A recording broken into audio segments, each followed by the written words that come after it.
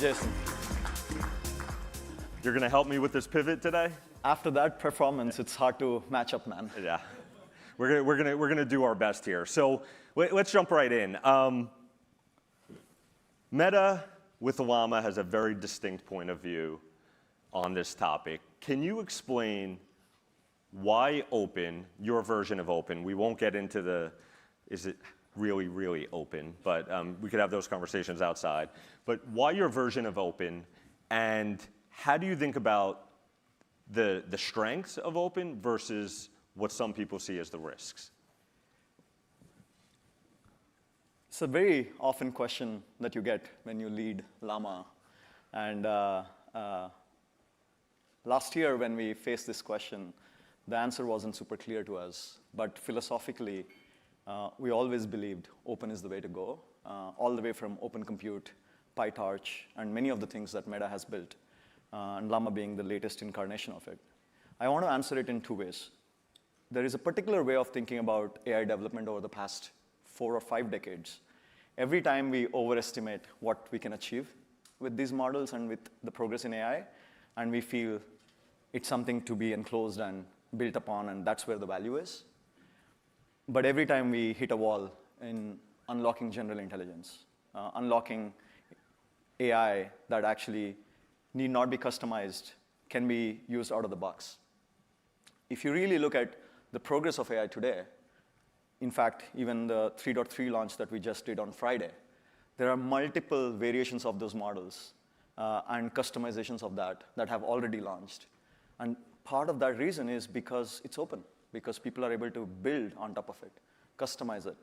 So it's ridiculous for me to actually think of a world where we enclose AI and say you have an API for intelligence. Instead, I genuinely believe the progress in AI over the coming decades is only going to happen if we actually go the open route, where everybody can customize it, access it, deploy various applications on top of it, all the way from using an API, but also customizing the weights. And that's where Llama vision stems from, and it actually has a tremendous amount of benefit for Meta as well. So it benefits the world, it benefits the developers, it benefits Meta.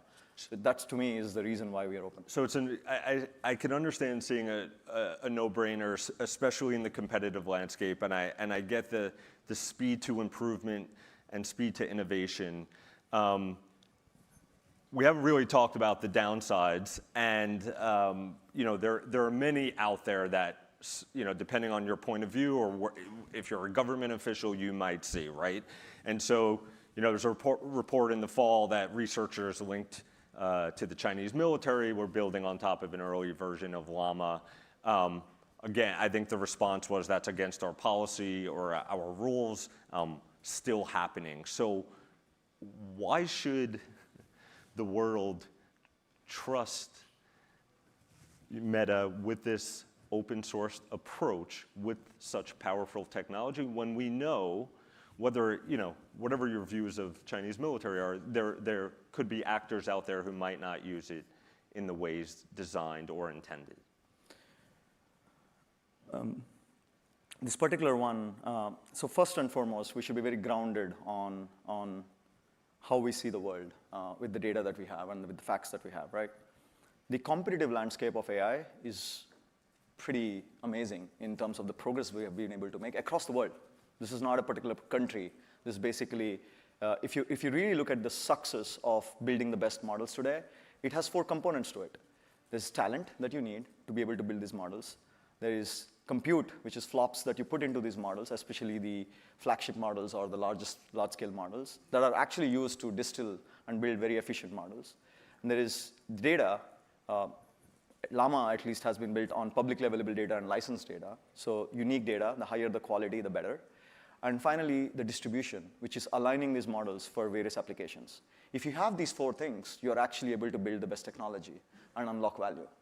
And the competitive nature is across the whole landscape, across countries and continents. There is a huge competition in terms of building these best models. And to me, taking a step back, if you want to play the long game of actually making sure this value accrues to everybody in the world, again, you go back to how many people are building on top of it, how fast are you building on it, and how responsibly and safely are you building it. And if you look at the operating systems that are available today, the safest operating systems are the open systems. So similarly, if you put out a model, there are thousands of people who are red teaming these models. There are thousands of customizations of these models that are much more efficient for hardware, much more safer for various applications. How is that going to happen if it's done by a single company or a single entity?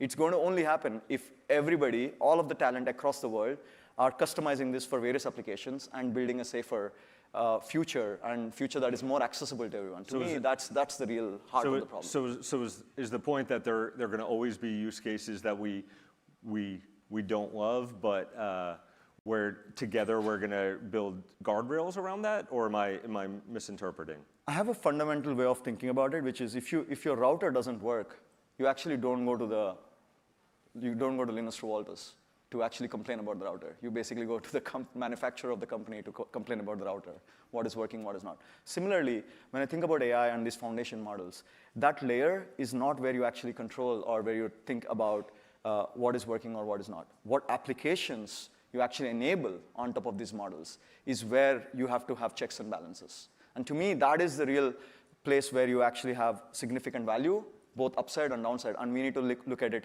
from a responsibility and ethics point of view. That's why when you think about Llama, what we did is, at a model level, it's so hard to compress all of the policies of the world into one model. It's not possible. So at a system level, when you build a system, you have these input and output guards. What does that enable you? What that enables you is you can have the model, but you have certain questions that you want to answer. You have certain answers that you want to curb, and that flexibility is what you need to give at the application level. And then the policies that are more regional, cultural, geopolitical can kick in and say, okay, this is how we're going to deploy these models, and this is how we think about safety and responsibility. Let's shift gears real quick. I want to talk about some of the consumer applications of Llama and Meta AI. So Meta AI started, you would know the exact timeline, started showing up in all our apps, Facebook, Instagram, WhatsApp, right, in the search bar. What have you learned from, I think what some people saw is just, slapping that on there and seeing what happened. Like, what has the feedback been? And then I want to talk about the scale of that use case. So we've been blown away by the adoption of Meta AI. We are close to 600 million monthly actives at this point across all of the surfaces that you talked about. But at the heart of what we're trying to do is, Llama is our engine that enables Meta AI, which is our universal assistant, but it also enables business AIs, wearables AI, which is the Ray-Ban Meta glasses that you can wear, and you can invoke Meta AI, the assistant, and have a hands-free intelligence experience. Creator AIs, and many of the other AIs that people can customize towards their liking, whether it's a particular fan following they have on a particular character, and so on and so forth. So the goal for us with these foundation models is to enable all of these product experiences. So human connection is stronger, human-agent connection is stronger. And that's kind of like at the heart of what we're trying to achieve, building the future of human connection and the technology needed for it. And Llama becomes that centerpiece. And Meta AI is our universal assistant experience. So it's been pretty amazing to see how Meta AI gets used across all of these surfaces. Yeah, because I've struggled to figure out what is the right use case when I'm, looking for, I don't know, an old high school friend or something. And that's probably not the right use case, but it's in that same search bar, right? And so, what are the use cases that have been most common or maybe surprising? So many of the, I kind of have 2 or 3 that come to my mind, because I always believe what you use is the best way to actually think about the product. Imagine is one of the experiences that you can use in Meta AI. So you can actually imagine anything. And recently, like 3 months ago, we had a birthday cake that I designed with my 4-year-old daughter. You can imagine it, you can add a princess, you can add an Eiffel Tower, you can make it a strawberry or a chocolate flavor, and then you have this custom cake, and we're like, okay, this is pretty awesome. And then you're building, and then you're cooking? Yes. No, I didn't cook it. I had someone else cook it. Oh, okay. I wanted the daughter to be happy on birthdays. Okay. So that was one. You can actually invoke Meta AI in a group. So if you think about how you use these models and interact with assistants, you're naturally in a conversation in a group, and you can actually invoke Meta AI to ask a particular latest score. So you're talking about in a WhatsApp group? In WhatsApp group. So I'm an Indian huge cricket fan. We're always talking about what's the latest score. Instead of this is a group with my buddies, and then we can ask Meta AI for the latest scores. It will give you the latest information. We can actually have some really fun roasting sessions for the groups for the people on the group. So these are things that are very social. Should we try one now experience. on me? You can open Meta AI and you can definitely do it, yeah? I see an editor who would gladly roast me right now. So. But these are some so you want social plus this intelligence come together at the heart of it, and you're already on WhatsApp, you're already on Instagram, you're already on Facebook. So basically we're bringing Meta AI and all of these AIs in that place. So interactions with friends, interactions with businesses is natural and intelligent. I was curious about that 600 million number that I keep hearing about active users. So I asked Meta AI, like, can you explain, what does an active user mean, or what is an engaged user? And so I won't go through all we had a long back and forth, kind of, insightful. And at the end, Meta AI told me that perhaps more than half of the 600 million might be not explicit engagements where I know I'm engaging AI, but maybe Meta AI is working behind the scenes on a result, on a search result. And I was just curious, is that accurate? And because I know all the companies are very proud of these active user numbers, and so yeah, I'm curious for a take on whether that sounds about right. That maybe half of that number is sort of not explicit uses, but AI working behind the scenes. Let me answer that. So there are two answers to it. One is technology, when it works, should be seamless.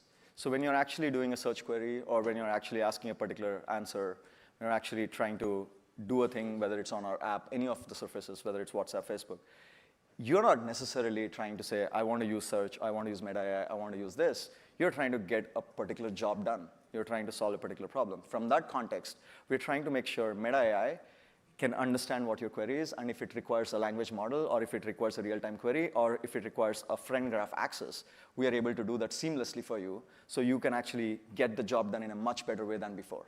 That's how we think about it.